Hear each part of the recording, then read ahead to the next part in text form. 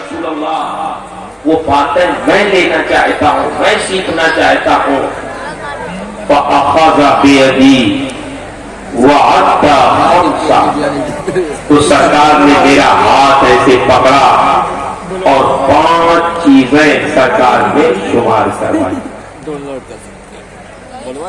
5 چیزیں سرکار نے شمار کرائی. وہ 5 چیزیں حضرت ابو ہریرہ بیان فرماتے ہیں کہ سرکار نے سب سے پہلے ارشاد فرمایا اتق المحارم تکن اعبد الناس. ابو ہریرہ محارم سے بچو، اللہ کی حرام کی ہوئی چیزوں سے بچو. اگر تم اللہ کی حرام کی ہوئی چیزوں سے بچو گے تکن اعبد الناس، تو تمہیں لوگوں میں سب سے بڑے عبادت گزار بن جاؤ. سبحان اللہ سبحان اللہ. بے شک عبادت گزار ہم لوگوں کے سوچنے کے اعتبار سے کون ہوتا ہے؟ جو زیادہ تلاوت کرے، جو زیادہ اوراد و وظائف پڑھے، جو زیادہ صدقہ و خیرات کرے، جو بہت زیادہ نوافل پڑھے. ہم یہ سمجھتے ہیں وہ سب سے بڑا عبادت گزار ہے. میرا شبہ وہ بھی عبادت گزار ہے، لیکن اہل تصوف فرماتے ہیں، صوفیاء کرام فرماتے ہیں کہ عبادت کرنا، نوافل پڑھنا، صدقہ و خیرات کرنا، اوراد و وظائف پڑھنا یہ آسان ہے. یہ اچھے بھی کر لیتے ہیں اور برے بھی دونوں طرح کے لوگ کر لیتے ہیں. لیکن محارم سے بچنا،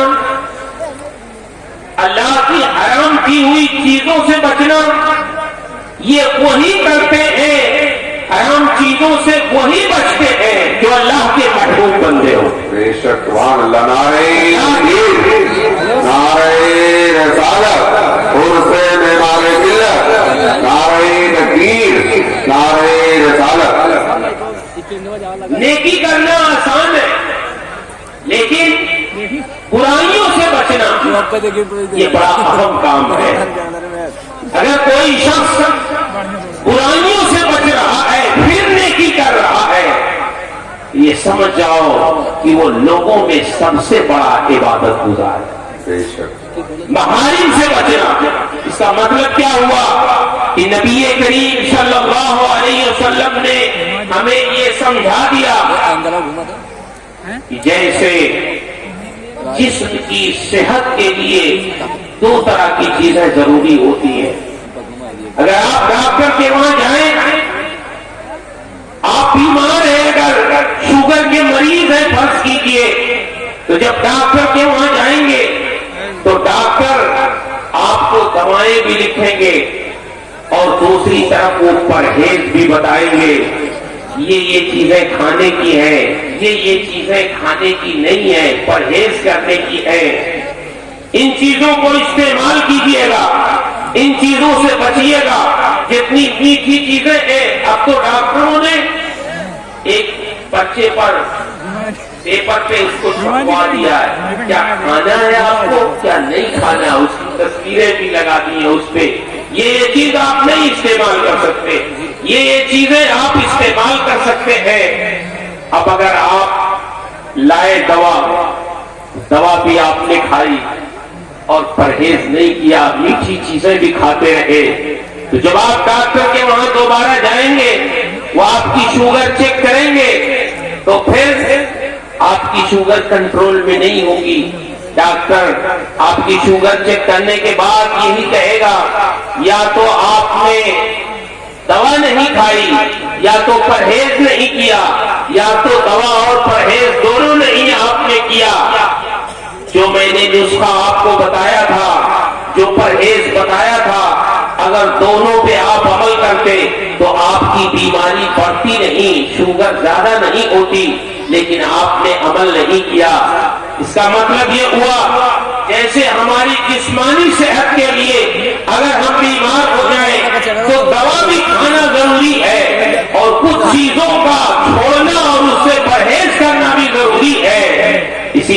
طریقے سے ہماری روح کے لیے، ہمارے ایمان کے لیے کچھ چیزوں کا کرنا ضروری ہے اور کچھ چیزوں سے بچنا ضروری ہے، گناہوں سے بچنا ضروری ہے اور نیکیوں کا کرنا ضروری ہے۔ اگر ہم نے نیکیاں تو کی لیکن گناہوں سے ہم نہیں بچے تو جیسے پرہیز نہ کرنے سے جسم صحت مند نہیں رہتا، بیماری بڑھتی جاتی ہے، ایسے ہی گناہوں سے پرہیز نہ کرنے کی بنیاد پر آدمی کا ایمان کمزور ہوتا رہتا۔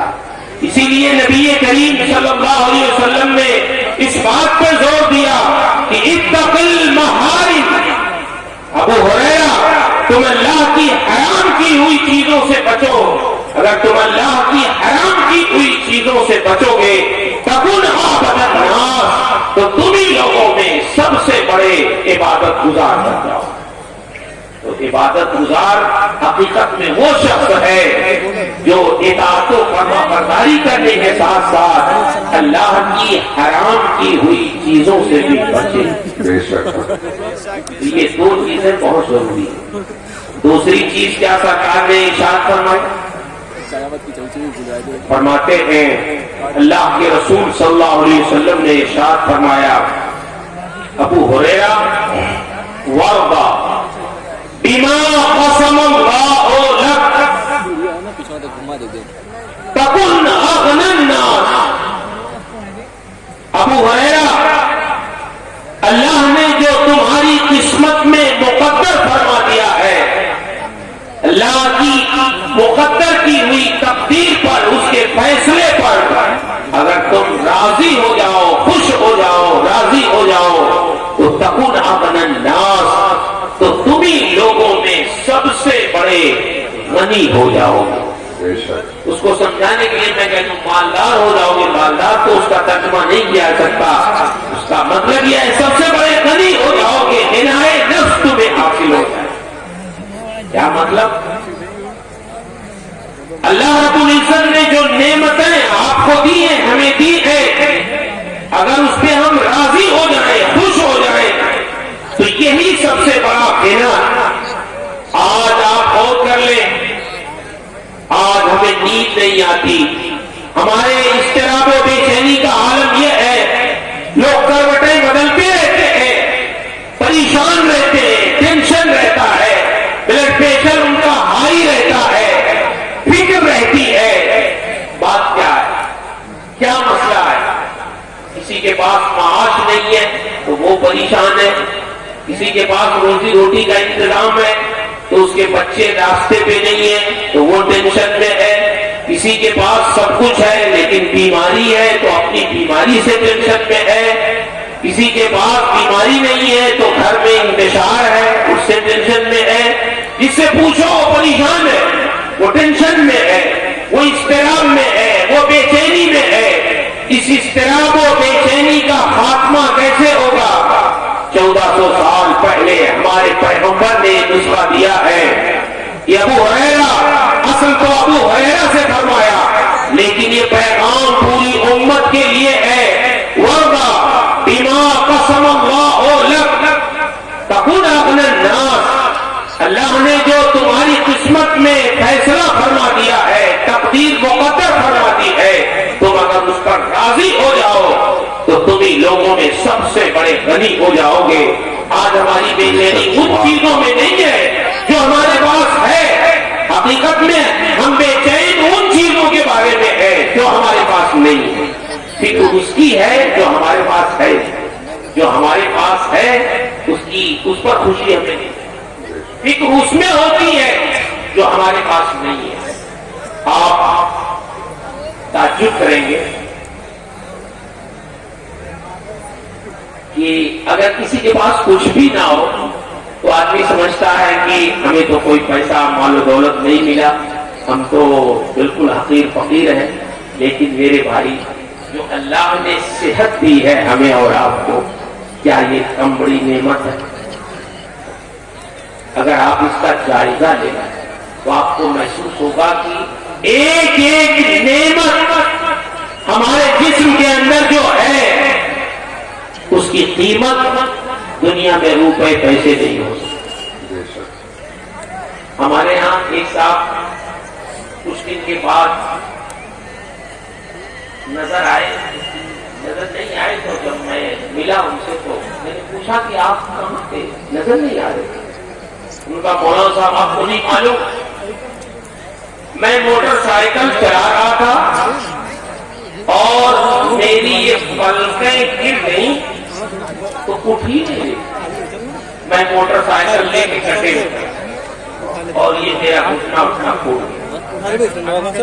میں کہا پھر کئی سال ہو گئے، اس وقت لکھنؤ میں اس کا علاج نہیں، تو کہنے لگے میں نے جب ڈاکٹروں کو بتایا تو انہوں نے کہا اس کا علاج یہاں نہیں ہے، ممبئی نہیں یا دہلی جائیے۔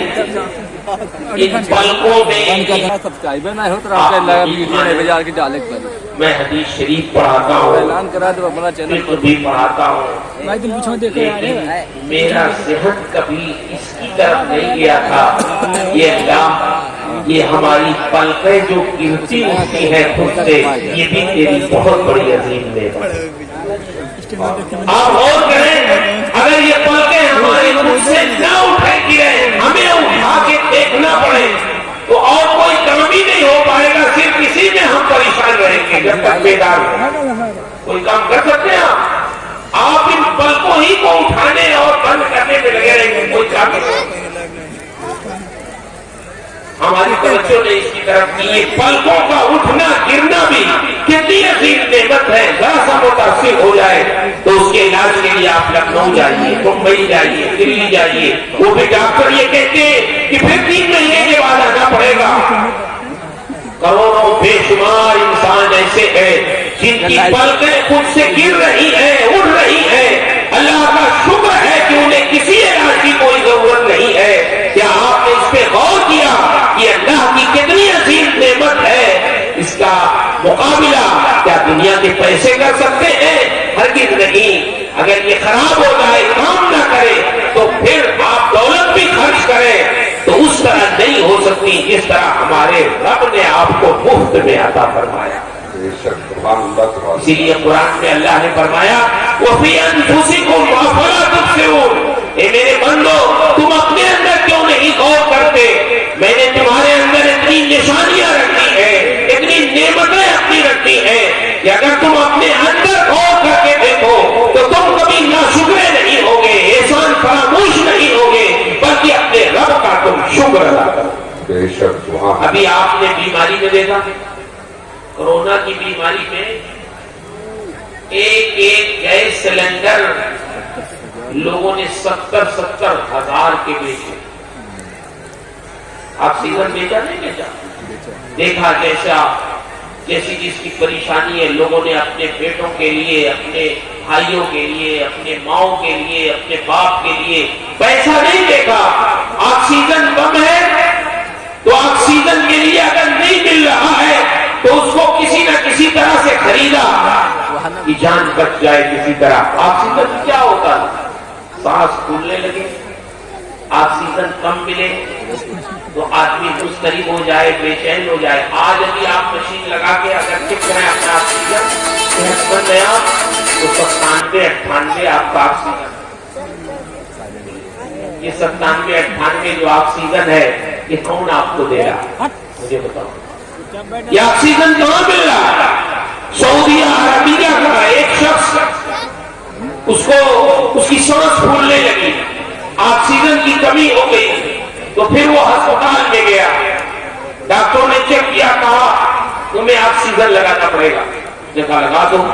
رات بھر اس کو آکسیجن دیا، صبح کو وہ ٹھیک ہو گیا۔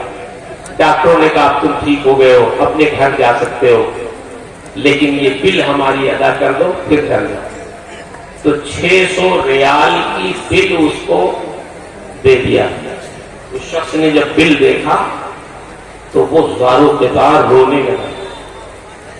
ڈاکٹروں نے کہا کیا بات ہے؟ سمجھا شاید یہ غریب آدمی ہے، اس کے پاس پیسے نہیں ہے، ریال نہیں ہے، اس لیے رو رہا ہے۔ ڈاکٹروں نے پوچھا کیا تمہارے پاس ریال نہیں ہے، پیسے نہیں ہے؟ اگر تمہارے پاس پیسے نہیں ہے، غریب آدمی ہو تو بتاؤ، ہم معاف کر دیں گے یا کسی رفاہی تنظیم سے تمہاری بل ادا کروا دیں گے۔ اب رو نہیں، تم ٹھیک ہو گئے ہو، صحت یاب ہو گئے ہو، خوش ہو کے اپنے گھر جاؤ۔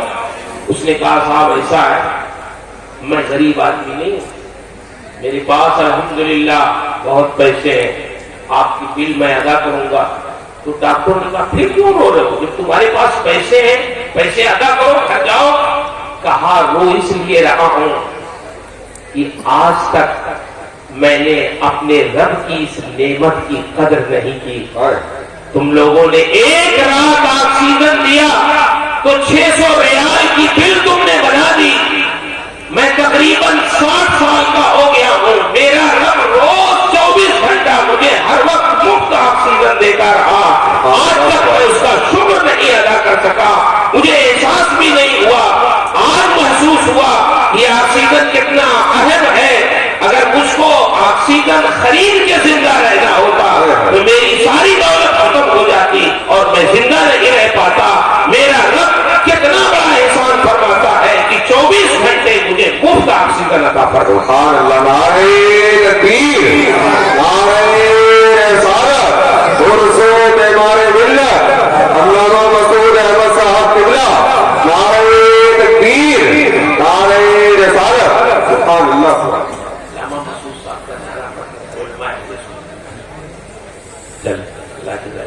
میں یاد کر رہا تھا میرے بھائیوں، اللہ کی کتنی نعمتیں ہمارے اندر ہیں، اگر آپ غور کریں گے تو سمجھ میں آئے گا کہ ایک ایک چیز ہمارے جسم کی، آپ دیکھیے ذرا سا گھٹنے میں آج کل تکلیف ہو جاتی ہے لوگوں کو، پھر وہ چلنے کے بعد پریشان ہو جاتے ہیں، چلنے پھرنے سے وہ معذور ہو جاتے ہیں، گھٹنوں کا درد، جوڑوں کا درد۔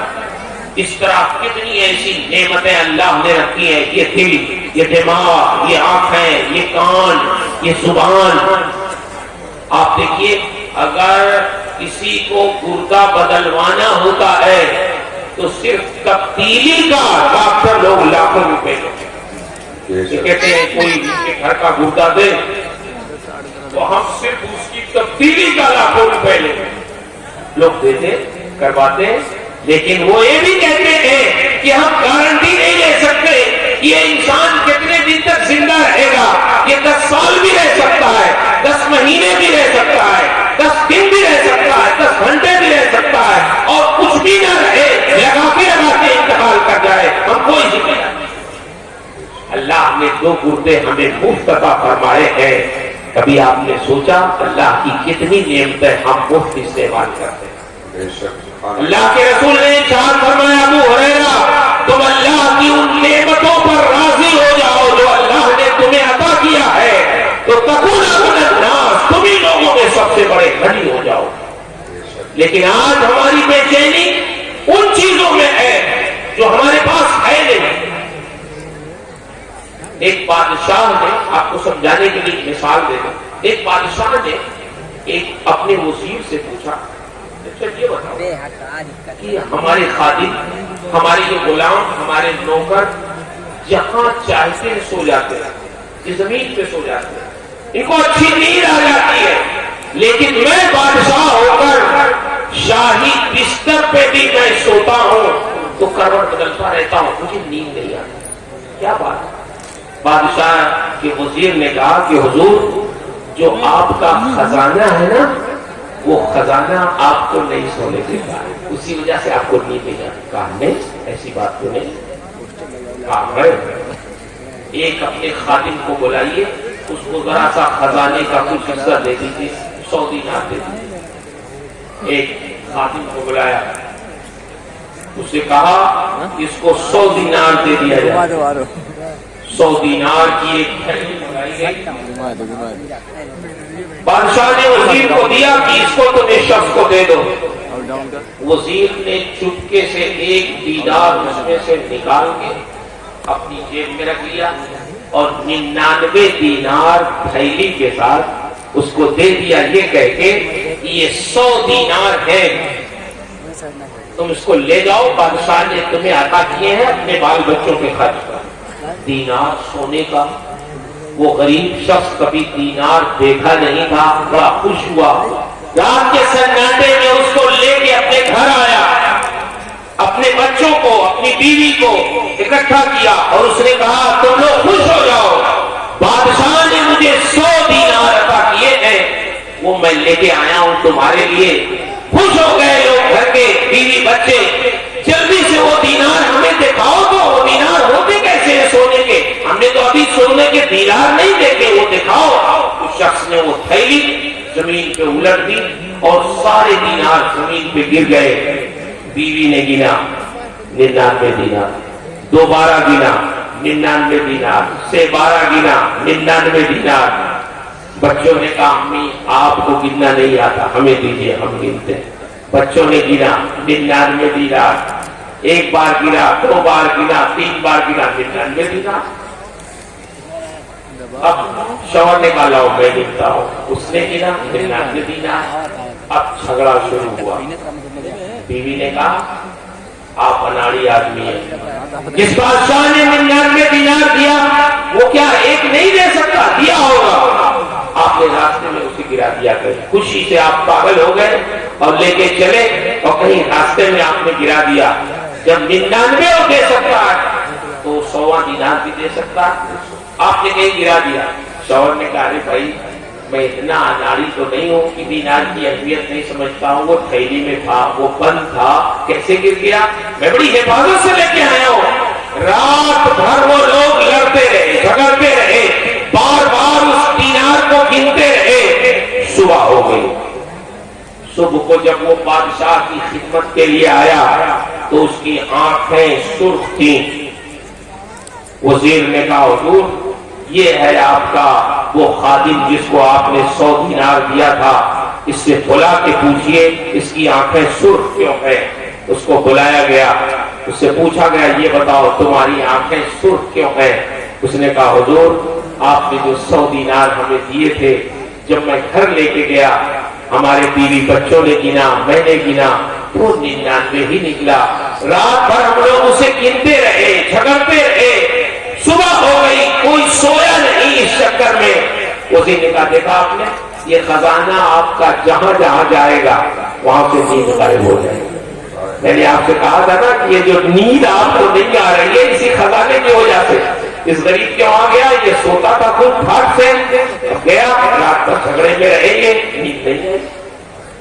لیکن میں آپ کو یہ بتاؤں، مجھے یہ بتائیں آپ نیند کیوں نہیں آئی، کس چیز پر نہیں آئی ہو؟ اختلاف کس پہ ہوا؟ بے چینی کس پہ ہوئی؟ 99 دینار پہ ہوئی یا 1 دینار جو نہیں ملا اس پہ ہوئی بے چینی؟ بتاؤ ذرا، بولیے، کچھ بولتے رہیے۔ تھوڑے دینار ملے تو اللہ کا شکر ادا کرتے، چلو 1 نہیں ملا، ہو سکتا ہے بھول گیا ہو، گر ہی گیا ہو، لیکن 99 تو ہمیں ملے نا، اس پہ تو شکر ادا ہونا چاہیے تھا، اس پہ خوش ہونا چاہیے تھا۔ لیکن 99 دینار ملنے کی خوشی نہیں ہوئی، 1 دینار جو نہیں ملا اسی کے لیے جھگڑتے رہے، اسی میں نیند غائب ہوئی، اسی میں اس طرح وہ بے چینی پیدا ہوئی، اسی میں آنکھ سرخ ہوئی۔ اس کا مطلب یہ ہے کہ اللہ نے جو ہمیں نعمتیں دی ہے ہم اس پر شکر گزار نہیں ہوتے، جو چیز ہمیں نہیں ملی ہے اسی کی فکر میں ہم رہتے ہیں، اسی میں پریشان رہتے ہیں۔ یہی وجہ ہے کہ ہم اس میں بے چین رہتے ہیں، مضطرب رہتے ہیں، ہمیں ٹینشن ہوتا ہے۔ سرکار نے ہماری نفسیات کو جان کر 1400 سال پہلے ارشاد فرمایا تھا، بظاہر تو حضرت ابو ہریرہ سے فرمایا تھا، لیکن یہ پیغام پوری امت مسلمہ کو تھا کہ ابو ہریرہ وَقَّ بِمَا قَسَمَ اللَّهُ لَكَ تَكُنْ أَغْنَى النَّاسِ۔ ابو ہریرہ اگر تم اللہ کے فیصلے پر، اس کی دی ہوئی نعمتوں پر تم راضی ہو جاؤ، تَكُنْ أَغْنَى النَّاسِ، تو تم ہی لوگوں میں سب سے بڑے غنی اور مالدار ہو جاؤ۔ سبحان اللہ، نعرہ تکبیر، نعرہ رسالت، علماء اہل سنت، حضور صاحب امام، حضور سید صاحب قبلہ، حضور سید اویس مصطفیٰ صاحب کی قبلہ، نعرہ تکبیر، نعرہ تکبیر، نعرہ رسالت، حضور صاحب سجادہ، حضور صاحب سجادہ، وارث امانت بالگرام، وارث امانت برکاتی دولہا. آپ حضرات سے گزارش ہے، آپ حضرات قریب سے قریب آ کر کے ادب و احترام کے ساتھ حضور صاحب سجادہ بیٹھے ہوئے ہیں، آپ حضرات ادب و احترام کے ساتھ بیٹھے اور تقریر سماعت کریں. دیکھ لیں تو گرما جی ہے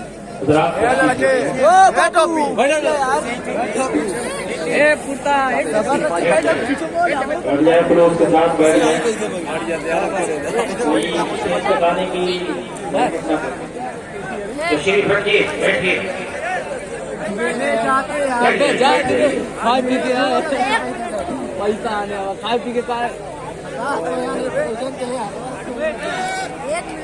بیٹھ جائیں، شور خرابہ نہ کریں، بیٹھ جائیں، بیٹھ جائیں، سکون سے زیارت کریں. ارے لٹھیا نہیں کیا لٹھیا وہ آپ کب کو منیے نہیں منائے ہوئے حضرات خود پنجاب ہم اور آپ بہت خوش نصیب ہیں کہ پیر طریقت رہبر شریعت شہزادہ بلگرام حضرت مولانا سید اویس مصطفیٰ صاحب قبلہ مدد اللہ العالی کی زیارت کر رہے ہیں. اللہ تعالیٰ نے اتنے فضل کے باوجود، اتنے اعلیٰ خاندان کے ہونے کے باوجود جو سادگی عطا فرمائی ہے، یہ سادگی بہت کم پیرانے طریقت میں ملی. اور ان کے پورے گھرانے میں ہر شخص اپنی جگہ پہ ماشاءاللہ بہت اخلاق کا. ان سے جب ملیے تو لگتا ہی نہیں کہ پہلی بار کی ملاقات. اللہ کا شکر ہے، اللہ رب العزت نے ایسی تاثیر دی ہے آپ کی دعاؤں میں. لوگ جو بہت زیادہ پریشان حال ہوتے ہیں بلگرام شریف جاتے ہیں، آپ دعا فرما دیتے ہیں تو آپ کی دعا کی برکت سے بڑی مشکل لوگوں کی آسان ہو جاتی ہے. اللہ کا شکر ہے کہ ہم اور آپ یہی زیارت کر رہے ہیں، اور اس مجمع میں آپ کے میں سمجھتا ہوں بہت سے مریدینوں کو توسلین حاضر ہیں. تو میں آپ حضرات کو مبارکباد پیش کرتا ہوں کہ آپ حضرات ایسے پیر طریقت سے مرید ہوئے ہیں جو ہمارے بزرگوں کی امانتوں کے امین ہیں.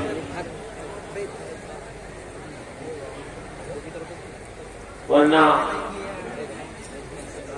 مارکیٹ میں پیر بھی بہت گھوم رہے ہیں.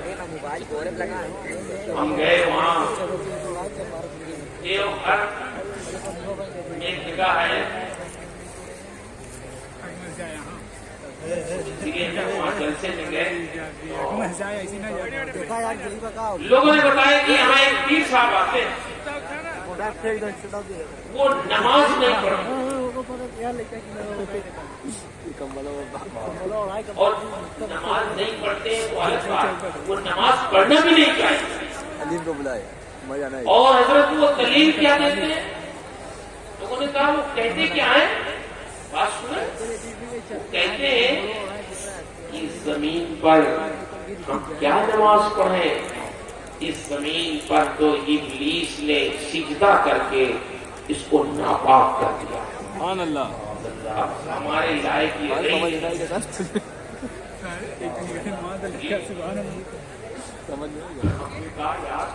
اس کے لیے بھی کسی مولانا صاحب کو مناظرے کی ضرورت ہے کہ وہ اس پیر سے مناظرہ کریں گے کہ اس جاہل سے.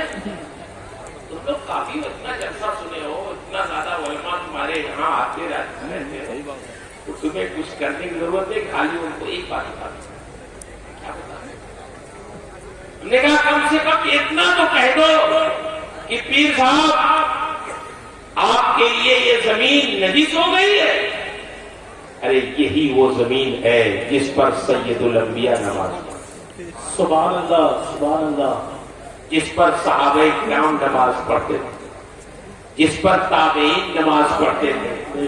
جس پر محدثین نماز پڑھتے تھے، جس پر اولیاء کاملین نماز پڑھتے تھے، حضور غوث الاعظم نماز پڑھتے تھے، حضور خواجہ غریب نواز نماز پڑھتے تھے، اور پوری امت مسلمہ اسی زمین پہ نماز پڑھتی ہے، اور تمہارے لیے زمین نجس ہو گئی ہے؟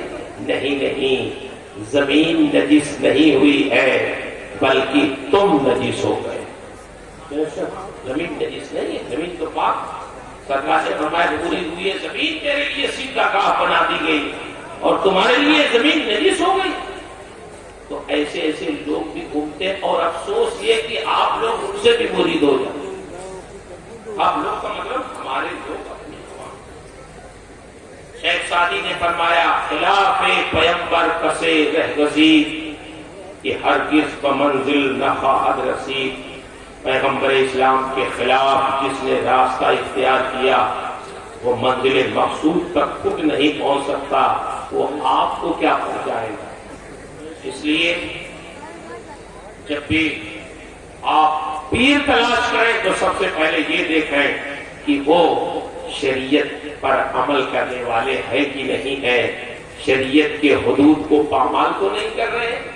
اگر ایسا کوئی پیر ہے تو وہ پیر نہیں ہے، بلکہ وہ گمراہ بھی ہے اور گمراہ گر بھی ہے۔ اللہ تعالیٰ ہمارے بزرگوں کی عمروں میں، صحت میں برکتیں عطا فرمائے، ان کی فیوز و برکات کو عام و تام فرمائے۔ ہمارے یہ بزرگان دین جب تک ہیں انشاءاللہ ان کے وجود کی برکت سے جماعت اہل سنت میں فیضان عام و تام رہے گا۔ کل جو لوگ آج کی نسلیں آج آپ بیٹھے دیکھ رہے ہیں، تو کل آپ یہ کہیں گے ہم نے حضرت کا دیدار کیا تھا، ہم نے مصباحی صاحب قبلہ کا دیدار کیا تھا، ہم نے ویسے ملت کا دیدار کیا تھا، ہم نے ان بزرگوں کا دیدار کیا۔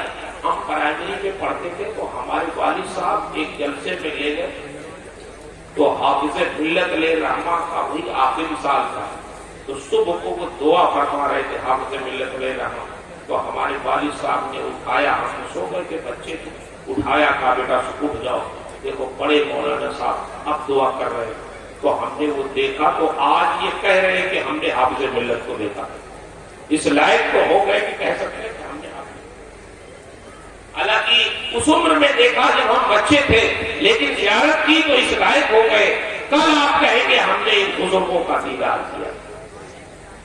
اور جانتے ہیں بزرگوں کا جو طریقہ ہے نظر و نیاز کا، ہمارے یہاں تو نظر و نیاز کا طریقہ کہ لوگ نظر پیش کرتے ہیں، تو یہ بھی دنیا نہیں ہے، یہ بھی دین کا ایک حصہ۔ سلسلہ نقش بندیہ میں یہ معمول تھا کہ جو بھی بزرگ ان میں ہوتے، مریدین آتے تو مریدین سے حکم تھا وہ نظر پیش کرے، پیر صاحب سے سلام کرے تو نظر آتا، اور غریب آدمی سلام کرے تب کیا دے؟ اس کے پاس تو پیسے نہیں، تو کہاں سے نظر آنا دے؟ تو معمول یہ تھا کہ امیر آئے تو سلام کریں نظرانہ دے، اور غریب اگر آئے تو ان کے پاس کچھ نہیں ہے تو ہاتھ میں ہری پتی لے کر وہ پیر صاحب سے سلام کریں۔ تو جب امیر آتے تھے سلام کرتے اور اس میں نظر پیش کرتے تو پیر صاحب رکھتے جاتے، اور جب کوئی غریب آ کے سلام کرتا دیکھتے پیر صاحب کی اس میں ہری پتی ہے، بس وہ جو آیا تھا اس کو اٹھا کے اس کے ہاتھ میں رکھ دیتے اور پھر وہ چلا جاتا، ادھر سے آتا اور ادھر چلا جاتا۔ یہ طریقہ، یہ ساری چیزیں کبھی کبھی ہمارے بہت سارے احباب یہ سوچتے کہ اتنے بڑے پیر ہیں، اتنے بڑے بزرگ ہیں، اتنی مہنگی گاڑی سے چلتے، اتنا مہنگا لباس پہنتے، ایسے محل میں رہتے۔ میرے بھائیوں کبھی دل میں یہ خیال بھی مت لائیے گا، شیخ سعدی فرماتے ہیں حاجت پکلا ایک پر کی باش کنت نیس، درویش صفت باش و کلاہ تقریبات۔ تمہیں فقیروں کا لباس پہننا ہی کوئی ضروری نہیں ہے، دل فقیرانہ رکھو، اگر بادشاہوں کا بھی لباس پہنو گے تو تم ہی اللہ والے اور تم ہی فقیر ہو۔ بے شک بے شک۔ کبھی کبھی بزرگان دین لوگوں کی دلجوئی کے لیے بھی ایسے کام کرتے ہیں کہ دیکھنے میں معلوم ہوتا ہے یہ دنیا کا کام ہے، لیکن حقیقت میں وہ بھی کسی کی دلجوئی کے لیے ہوتا ہے۔ حضور غوث الاعظم رضی اللہ تعالی عنہ بغداد میں رہتے تھے، تو ایک شخص کی ہاتھ سے جبے کا قیمتی کپڑا تیار کر کے لایا، اور اس نے اپنے گھر والوں سے، اپنے بیوی بچوں سے یہ کہا کہ دیکھو یہ بہت قیمتی کپڑا ہے، یہاں کوئی نہیں قدردان ہے اس کا، دیہات کے لوگ اس کی قدر نہیں سمجھتے، وہ نہیں خریدیں گے اس کو، میں اسے بغداد میں لے جا کے بیچوں گا، بغداد میں جب بیچوں گا اسے، بغداد کے لوگ قدردان ہیں، وہ قیمت اس کی ادا کر سکتے ہیں، اس لیے بغداد جب جاؤں گا بیچوں گا، بک جائے گا۔ تو بیوی بچوں سے وعدہ کیا کہ تمہارے لیے تمہاری ضرورت کی چیزیں خرید کے لاؤں گا، جو تمہاری ضرورت کی چیزیں ہیں۔ بچے خوش ہو گئے، بیوی خوش ہو گئی، ماں باپ خوش ہوئے، ہمارا بیٹا بغداد جا رہا ہے، بیوی خوش ہوئی، ہمارا شوہر جا رہا ہے، بچے خوش ہوئے، ہمارا باپ جا رہا ہے، کپڑا بیچے گا، بک جائے گا، تو فلاں فلاں چیزیں ہمارے لیے لے کے آئے گا۔ وہ شخص بغداد آیا اور آواز لگائی اس نے کپڑے کے بارے میں، لوگ آئے، کپڑا دیکھتے اور جب اس کی قیمت پوچھتے تو پیچھے ہٹ جاتے، لوگوں کو بڑا مہنگا وہ کپڑا لگا، حتیٰ کہ خلیفہ بغداد نے بھی اس کپڑے کو بلوایا، اس کے بیچنے والے شخص کو بلوایا، کپڑے کو دیکھا اور جب قیمت پوچھا تو اسے مہنگا لگا، نہیں خریدا، وہ شخص واپس ہونے لگا۔ کسی نے حضور غوث الاعظم کی بارگاہ میں ذکر کر دیا ایسے ہی کہ حضور ایک مسلمان غریب بہت قیمتی جبے کا کپڑا تیار کر کے لایا تھا اور کسی نے اس کا کپڑا خریدا نہیں، وہ مایوس ہو کے واپس چلا گیا۔ حضور غوث الاعظم نے فرمایا کسی نے نہیں خریدا، کسی نے نہیں خریدا۔ فرمایا جاؤ اگر مل جائے تو اس سے کہہ دو کہ آ جائے واپس، شیخ عبد القادر جیلانی تمہارا کپڑا خریدے۔ لوگ گئے، اسے تلاشا، مل گیا، ہو اس سے کہا کہ سنو واپس چلو، ہمارے شیخ عبد القادر جیلانی تمہارا کپڑا خریدنا چاہتے ہیں۔ اس نے کہا وقت ضائع مت کرو، جب بغداد کے بڑے بڑے امیروں نے، خلیفہ جیسے لوگوں نے ہمارا کپڑا نہیں خریدا تو یہ پیر فقیر لوگ کیا خریدیں گے؟ ابھی یہ بھی کہہ دیں گے مہنگا تو ہمارا وقت پھر ضائع ہوگا، تو ہمیں واپس جانا۔ تو وہ کہا نہیں چلو، ہمارے شیخ نے بلایا ہے تو وہ ضرور خریدو، لے کے آئے۔ حضرت نے فرمایا ہم نے سنا ہے کہ تم نے کوئی کپڑا تیار، کہاں حضور یہ کپڑا، وہ دکھانے کی کوئی ضرورت نہیں، قیمت بتاؤ کتنی؟ اس نے بتایا، آپ نے پیسے نکالے اور اس کو دیا، کپڑا رکھ دو۔ حضور غوث پاک نے وہ کپڑا دیکھا بھی نہیں اور اس کا کپڑا خرید لیا اور قیمت اسے ادا۔ وہ خوش ہو گیا، چلو جو کپڑا کسی نے بغداد میں نہیں خریدا اس کو شیخ عبد القادر، پورے بغداد میں شور ہو گیا، جو کپڑا کوئی نہیں خرید سکا اس کو شیخ عبد القادر جیلانی نے خرید لیا۔ خلیفہ کو معلوم ہوا کہ اچھا شیخ صاحب نے کپڑا خرید لیا، ہم تو سمجھتے تھے یہ فقیر لوگ ہیں، اب سمجھ میں آیا خزانہ کتنا ان کے پاس ہے۔ جو کپڑا بغداد میں کوئی نہ خریدے اس کو شیخ صاحب خریدتے۔ اس نے چاہا کہ آپ سے ملاقات کریں، آپ نے فرمایا کوئی ضرورت نہیں، ہم کسی موقع پہ آپ سے ملاقات کر لیں۔ آپ نے سلنے والے کو بلایا اور فرمایا اس کا جبہ سلا، وہ لے گیا اور جب جبہ سلنے لگا تو اس نے اطلاع دلوائی کہ حضور آپ کی آستین کا کپڑا کم ہو گیا، آستین چھوٹی ہو جائے گی، تھوڑا سا کپڑا اس میں کا اور منگوا دیں۔ آپ نے فرمایا دیکھو بھائی وہ اتحاد سے آدمی آیا تھا بیچنے، وہ بیچ کے چلا گیا، اب یہ کپڑا ملنا ہونا نہیں ہے کچھ، اسی میں جو تمہیں سلنا ہو سل۔ اس نے کہا حضور آستین تو چھوٹی ہو جائے گی، آپ کا جبہ خراب ہو جائے۔ فرمانے لگے پیوند لگا دو، پیوند کس چیز کا پیوند لگائے؟ اس طرح کا تو ہمارے پاس نہ کپڑا ہے نہ کلر ہے۔ فرمانے لگے ٹاٹ کا پیوند لگا دو۔ ہم لوگوں کے جوتے میں کوئی ڈاٹ کا پیوند لگا کے دیکھے، پھر دیکھے ایسا سنا سلائی بھی واپس لے لیں گے. لیکن اس نے کہا حضور ڈاٹ کا پیوند اتنے اچھے کپڑے میں. آپ نے فرمایا ہاں مجھے پہننا ہے، عبد القادر کو پہننا ہے، تمہیں اپنی مزدوری لے دی تو مزدوری لو، سل دو. جیسے اس نے سل دیا ڈاٹ کا پیوند آستین میں. حضور غوث الاعظم وہی جبہ پہن کے خلیفہ بغداد کے وہاں گئے. اسے جاتے نہیں کہ لوگ خلیفہ کے وہاں، نہیں بالکل نہیں. جواب دینے خلیفہ نے بڑا اعزاز کیا اور پھر اس نے وہ بات عرض کی کہ حضور جو کپڑا بغداد میں کوئی نہیں خرید پاتا اس کو آپ جیسا فقیر خریدتا. کتنی دولت آپ کے پاس. بس حضور غوث پاک جلال میں آئے، ارشاد فرماتے ہیں خلیفہ سن، تم نے غلط سمجھا، تم نے سمجھا کہ عبد القادر نے کپڑے کی محبت میں کپڑا خریدا ہے. ہرگز نہیں، کپڑے کی محبت میں میں نے کپڑا نہیں خریدا، بلکہ ایک بیچنے والے مسلمان کی دلجوئی میں میں نے کپڑا خریدا. سبحان اللہ سبحان میں نہیں معلوم اللہ. کہ وہ مسلمان غریب مسلمان دیہات کا رہنے والا جب وہ اپنی آبادی سے اپنے گھر سے چلا تھا تو اپنے بیوی بچوں سے وعدہ کر کے آیا تھا کہ یہ کپڑا بک جائے گا تو میں تمہارے لیے ضرورت کی چیزیں خرید کے لے کے آؤں گا. اب جب بغداد میں کسی نے وہ کپڑا نہیں خریدا تو مایوس جا رہا تھا. اگر وہ ایسے ہی چلا جاتا خالی تو اس کے گھر والوں کا شیشے دل پارا پارا ہو جاتا، وہ مایوس ہو جاتے. تو مجھے یہی برداشت نہیں ہوا. میں نے کپڑے کی محبت، نے تو کپڑا دیکھا بھی نہیں تھا کیسا ہے، میں نے خریدا صرف ایک مسلمان کی دلجوئی میں.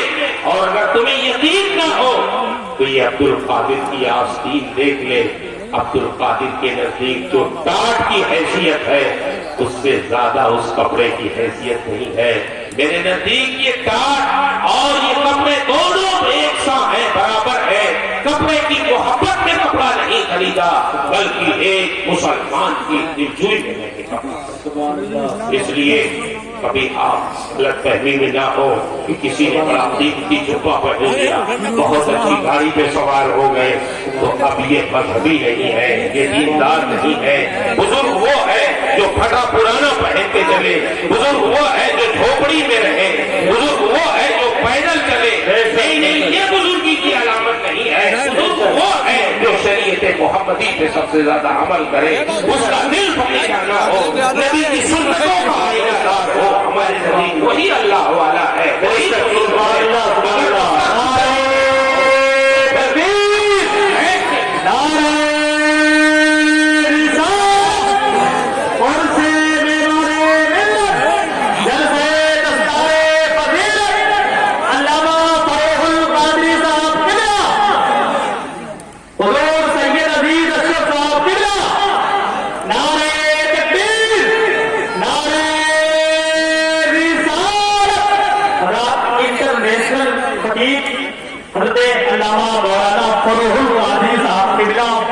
سیکریٹری لندن اور شہزادے علی سے ملت حضرت سید عزیز اشرف صاحب کے خلاف تشریف لا چکے ہیں. آپ حضرات محترموں کے ساتھ بیٹھ جائیں. میں اپنی جگہوں پہ جو حضرات جہاں بیٹھے ہیں نعرہ سے استقبال کر لیں. نعرہ تکبیر، نعرہ رسالت، جلسہ دستار فضیلت، سرکار ویسے ملت، فیضان مخدوم سنت، مسلک اعلی حضرت. نعرہ تکبیر، نعرہ رسالت. بیٹھا جو لوگ دیر سے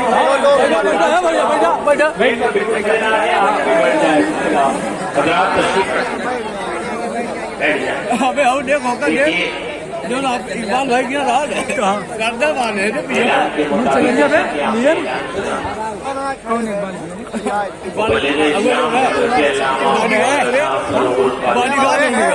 ابے ٹھنڈے کا کون سا کرے گا اور بہت اچھا بیٹھ جا گڑبڑا آپ نے حضرت علامہ قبول